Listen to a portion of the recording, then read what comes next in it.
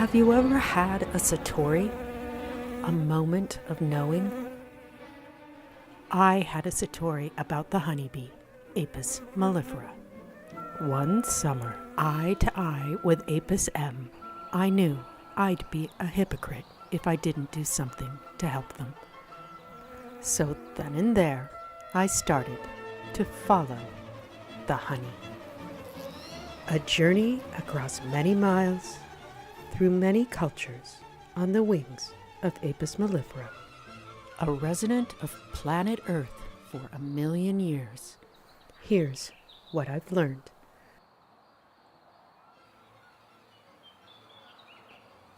Around the world, beekeepers are in crisis because worker bees are not returning to their colonies. They are disappearing at an alarming rate, and no one knows exactly why. The phenomenon is named colony collapse disorder, the disappearing bee. Since 2006, according to the USDA, colony collapse disorder is destroying colonies at the rate of 30% per year. And in 2013, that number rose to 42%. 2,000 species of bees are disappearing from now on. And this is not just a colony collapse disorder, this is massive extinctions of species. For 5,000 years, humans have maintained a cooperative arrangement with Apis mellifera, but not anymore. Bees are a true indicator of what's happening in the environment. And if our bees are sick and dying at, 3-4 times the rate they used to, we have to start looking around and saying, hey, why are our kids having autism at these high rates? Or why are middle-aged women and men having cancer? It's like, are we stressing ourselves and the whole environment just for that last bushel or last ton?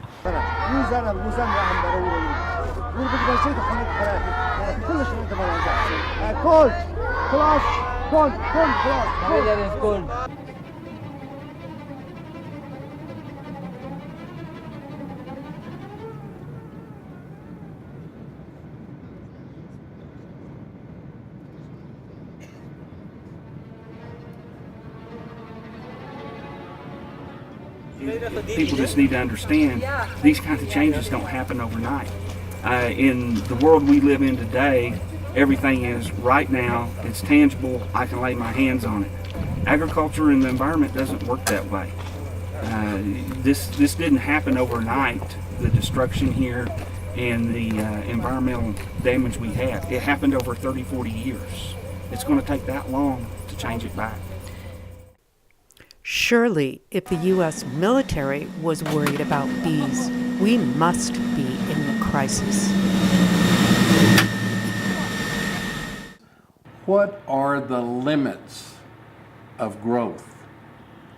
All in natural systems, all elements of nature have a limit to their growth. A tree will only branch 8 times. It won't branch 10.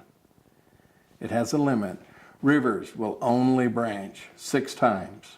After that, they stop branching. Humans are the only part of this global system that don't seem to have that limit. And I think that's partially because we've been able to pump enormous amounts of energy to make things work when they really would have failed if they hadn't have had that excess energy, that excess petroleum or nuclear or whatever it is we're pumping into these systems. Beekeepers are right on that edge.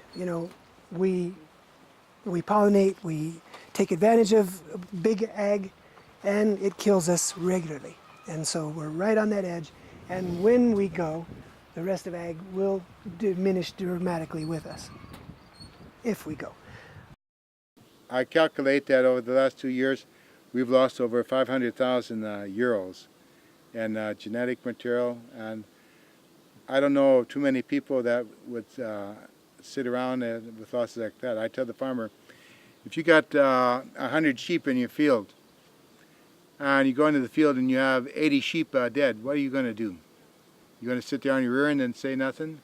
They say, of course not. No, they say, I'm going to go get my gun. Well, I don't use guns, but there's other ways more efficient.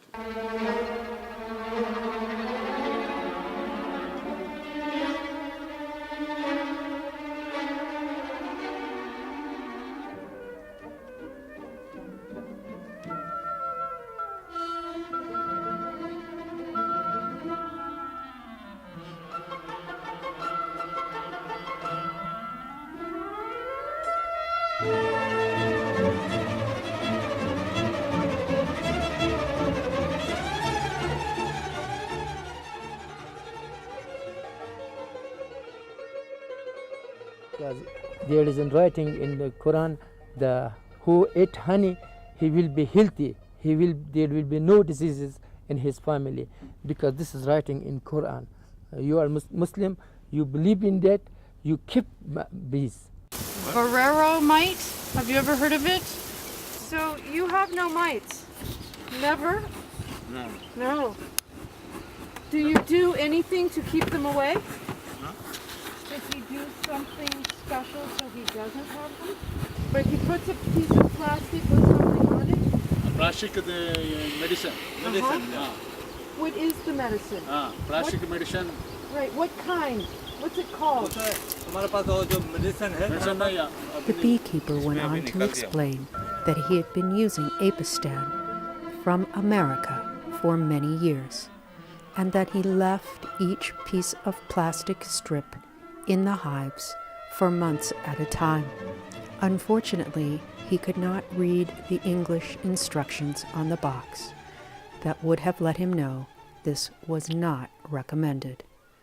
I used to try juniper bark smoke. The Mexican beekeepers at one point found out that creosote bush, which is a weed bush that grows down in southern New Mexico, the smoke from it would kill mites. They asked a bee scientist to investigate it at Wesco, Texas. He did, and he said, yeah, you know, if you get a bees full of mites, puff this smoke at them for 30 seconds, the mites fall off dead, there's no noticeable effect on bee longevity, and so you could use this. Then he put an article in the American Bee Journal. The makers of the one approved miticide at that time was called Apistan. Fluvalinate was the active ingredient.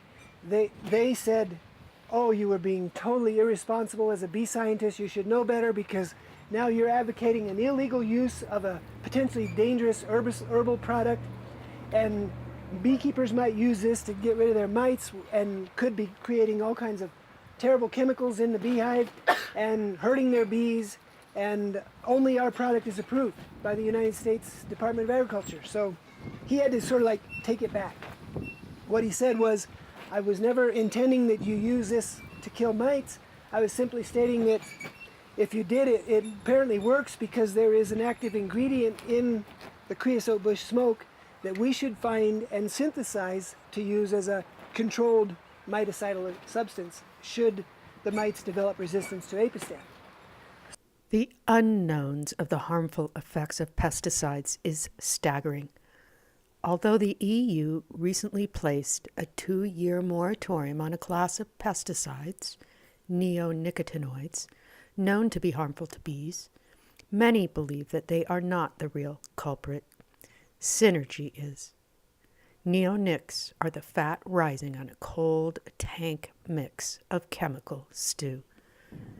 There's an astronomical number of chemistries out there now. And to anticipate that somehow or another, if you wanted to bring a new product on the market, you would test it at synergistic levels with everything else that's being used in the field. Well, you couldn't possibly do that. It'd take you 10 years. You just, it's impossible to do. There are already 10,000 agricultural chemicals approved by the EPA and 8,000 more awaiting testing. Well, an adjuvant is an interesting kind of a chemical. It isn't supposed to have any direct effect on your target pest as such. Frequently they are used to make your water wetter when you're making an application. And so instead of having little tiny droplets land on the leaf, they will spread out and form a layer. But the adjuvants now have become much more sophisticated than that, And the adjuvants now not only spread it out on the leaf, but they actually penetrate. They pull the material down inside the leaf. I wonder now, if some of these penetrants are that good that they can penetrate leaf tissue and whatnot, what happens if those get brought back in the pollen after an application is made, and they're inside the hive, and now they are capable of penetrating tissues, membranes, organs, things that before were kind of a limiting factor that didn't allow these pesticides to get in and do their job. Well, now maybe these penetrants will allow them to get in. So it unfortunately, as the chemistry, quote, improves, okay, it just makes it more and more difficult to determine what on earth is really going on out there. Most of the medicine we use local medicine, not the chemical. No, we not use more chemical. We also use local medicine like as tobacco, like a sulfur, some kapur we call kapur. We cover it on the flute. 1 or 2 tablets we put it on the box. They have some smell. The mites go away. How do you know how to use the medicine? Because we have from long experience. There is plenty member of our session. We talk to each other that I use it, this type of medicine. It is very good. And some of them they told me this type of medicine is not good. Did you get this hive yourself? یا خپل د شهر واخیست دا و خپل راکړه یا Secret tree? پټونه د نور چاته خو نه خې یا secret. Not going to tell anyone. Yeah. Am I asking too many questions already? یا ډېر سوالونه خو نه درنه کوم چې دا خلک پوه نه شي یا that's it. Otherwise they will know about the tree.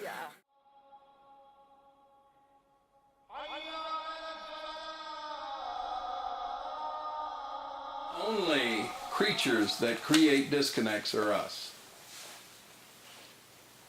Everything else understands that we are all dependent on everything. You know, the air we breathe, the water we drink, is all connected to something else. I think maybe now it's time to let the developing countries and the people of the villages and in the land start to inform the direction of economics a little more, because it's much more sustainable from a resource point of view, from an environmental point of view, from a people point of view. The whole sustainability movement in agriculture has been based on socially just, environmentally sound, and economically viable, and I don't think those are impossible things to put together. That should be, that should be the goal. If you want real good honey, go to a farmer's market and buy it from a beekeeper. Will you stand up? The power of sincere individuals is always humbling, but whether the bees would survive seemed dubious. In the end, it was about money, not honey.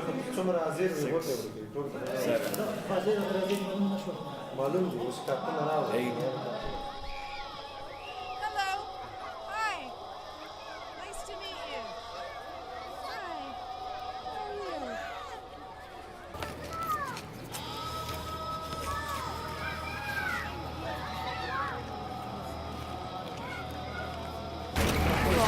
How are you?